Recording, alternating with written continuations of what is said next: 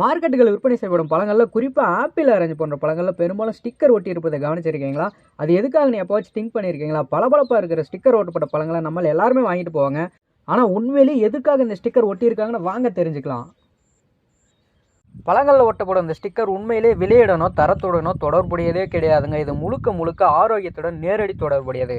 ஸ்டிக்கரில் குறிக்கப்பட்டுள்ள எண்களை பொறுத்து இந்த பழங்கள் இயற்கை முறையில் விளைவிக்கப்பட்டதா அல்லது பூச்சிக்கொல்லி மருந்துகளால் பயிரிடப்பட்டதா, மரபணு மாற்றம் செய்யப்பட்டதா அப்படின்றத நீங்கள் தெரிஞ்சுக்கலாம். ஆப்பிள் பழங்களில் பெரும்பாலும் 4 இலக்க எண்கள் இடம்பெற்றிருக்கும். உதாரணத்துக்கு 4126, 4839 போன்ற எண்கள் ஆப்பிளில் இருந்தால் அவை பூச்சிக்கொல்லி மற்றும் ரசாயனங்கள் பயன்படுத்தி விளைவிக்கப்பட்டதாக இருக்கும்.